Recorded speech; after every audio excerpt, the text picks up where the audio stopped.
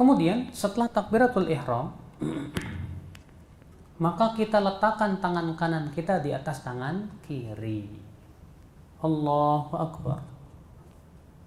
Dan hadis meletakkan tangan kanan di atas tangan kiri ini sebagian ulama mengatakan mutawatir derajatnya, karena saking banyaknya periwayatannya. Karena Rasulullah SAW yada'u yadahul yumna ala yadihil yusra fis shalah. Adalah Rasulullah SAW meletakkan tangan kanannya di atas tangan kirinya di dalam sholat. Cuma Pak, kalau kita perhatikan riwayat-riwayatnya yang sahih ya, kita dapati bahwa meletakkan tangan kanan di atas tangan kiri itu ada 3 keadaan. Keadaan yang pertama hanya meletakkan di atas telapak begini, letakkan saja. Allahu Akbar, udah, tidak menggenggam tapi letakkan aja begini. Keadaan yang kedua yaitu menggenggam pergelangan tangan. Allahu Akbar, begini. Keadaan yang ketiga yaitu meletakkan tangan kanan di atas tangan kiri di atas lengan, di sini Pak. Allahu Akbar. Iya. Semua ini pun riwayatnya sahih. Yang salah begini Pak. Iya, apalagi sampai begini. Ini orang sholat apa-apaan. Iya. Jadi yang sahih itu Allahu Akbar, Allahu Akbar, dan bahkan dalam suatu riwayat Rasulullah SAW meletakkan tangan kanan di atas pergelangan. Berarti 4. Seperti ini. Allahu Akbar. Kemudian di mana meletakkannya? Ikhtilaf para ulama. Sebagian mengatakan di dada, berdasarkan riwayat Ibnu Khuzaimah. Karena Rasulullah SAW yada'u yadahul yumna ala yadihil yusra ala sadrihi. Adalah Rasulullah SAW meletakkan tangan kanan di atas tangan kirinya di dadanya. Di mana? Di dadanya. Dada itu Pak, batasannya ini antara apa? Perut dan dada sini. Ini masuk dada sampai ke sini nih. Di bawah nahar, ini nahar nih. Nah, di sini sampai sini. Iya. Itu dada. Tapi sebagian ulama mengatakan boleh di atas perut. Tapi hadisnya dhaif.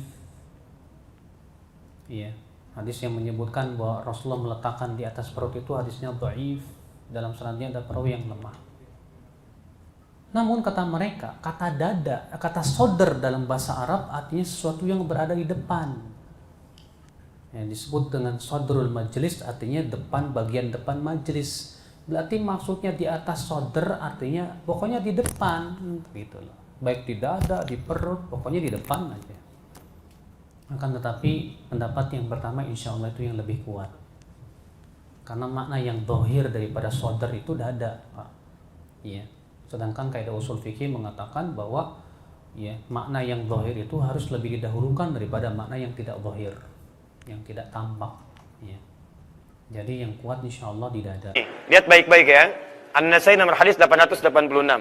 Ketika Anda mengangkat dalam bertakbir, lihat bertakbir, mau sejajar dengan bau, Al-Bukhari nomor hadis 715, hadwaman kibaihi, atau sejajar dengan daun telinga di sini, An-Nasai nomor hadis 1101, tetap setelah diangkat ini, fawadha'a yadahul yumna 'alal yusra, maka meletakkan tangannya yang kanan di punggung yang kirinya. Lihat ada 2 caranya. Satu, caranya tidak digenggam. Tidak digenggam. Perhatikan, yang kanan tutup punggung yang kiri di sini. Ini 1. Terdengar suara saya? Baik, belakang dengar suara saya? Baik. Kalau tidak, kenapa bisa geleng?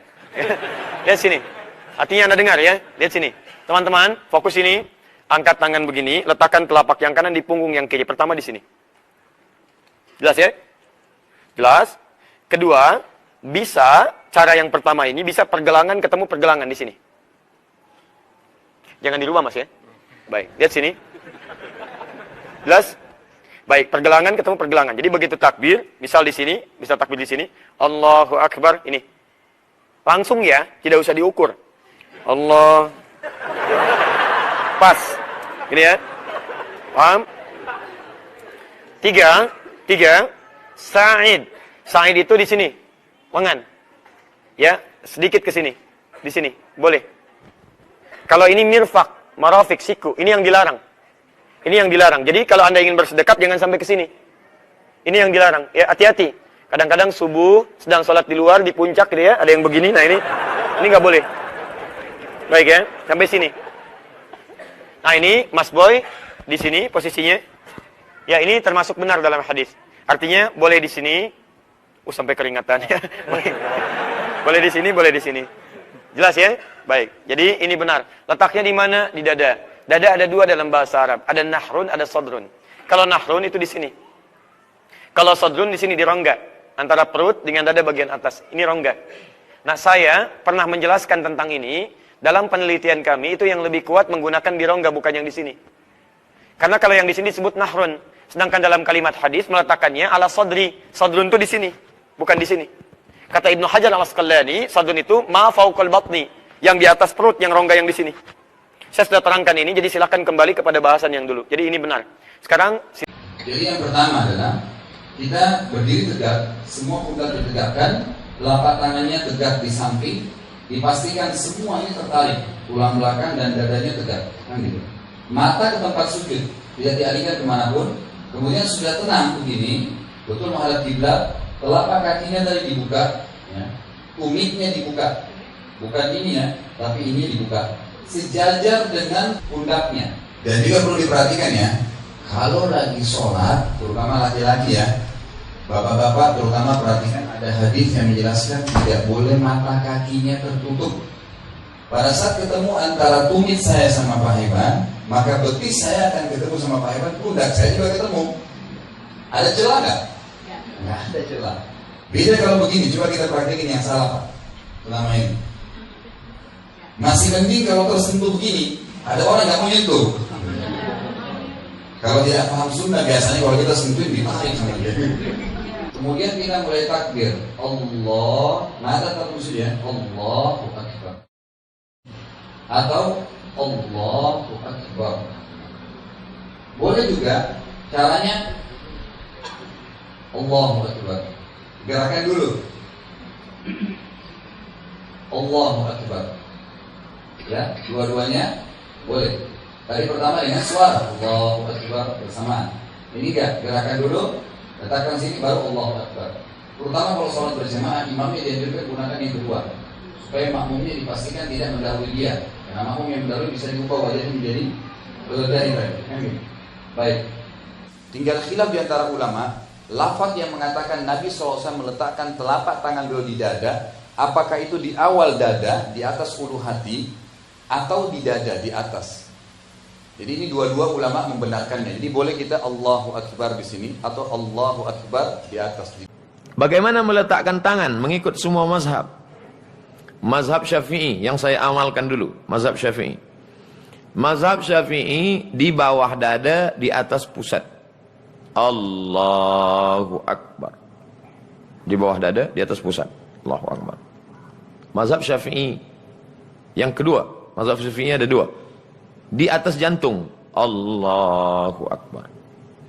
Riwayat yang dipakai Ibnu Khuzaimah, disebutkan oleh Syekh Wahbah Zuhaili dalam Al-Fiqhul Islami wa Adlatuh. Nanti bila nampak ada Allahu Akbar. Ustaz pernah tak buat ini? Pernah. Bila? Waktu jamaah ramai betul. Bila saya buat begini, tersiku. Maka saya buat begini. Oh, baru saya faham. Itu makna mazhab Syafi'i.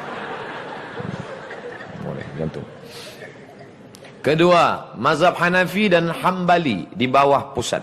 Allahu Akbar. Di bawah pusat.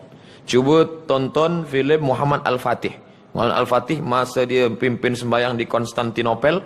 Allahu Akbar. Kenapa? Sebab mazhab Hanafi di bawah pusat. Muhammad Al-Fatih, Turki, mazhabnya Hanafi. Mazhab Maliki dua. Di atas pusat tepat. Allahu Akbar. Yang kedua, adamul qabdi, lepas ke bawah. Allahu Akbar. Cuba tengok Raja Maghribi Muhammad VI. Raja Maghribi Muhammad VI, ayah dia Hasan II sama. Cuba tulis di YouTube Muhammad VI salat. Nampak? Allahu Akbar. Sebab dia mazhab Maliki 2. Yang terakhir, Sifat salat Nabi, buku Albani. Buku ini bestseller. Sifat salat Nabi. Tepat di atas dada. Allahu Akbar. Jadi kalau gitu kita urutkan semuanya ada 6. 1, 2, 3, 4, 5, 6. Tentang kedudukan tangan di dada, di perut atau di pusar. Bahkan ada sebagian orang di bawah pusar lagi. Ya, di bawah pusar. Ya, di sana ada sebuah kitab bagus sifat salat Nabi SAW karya Syekh Al-Albani. Beliau nukilkan ayat hadis-hadis asar para salaf dalam masalah ini. Sebutkan riwayat-riwayatnya. Ya, sekian hadis, sekian riwayat para sahabat Nabi yang kesimpulannya Nabi meletakkan tangan kanan di atas tangan kirinya, di atas dadanya. Di atas dada ya. Kalau begini ini namanya di bawah leher.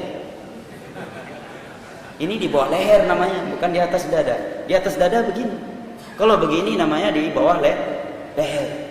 Jelas ya, wallahu a'lam bishawab.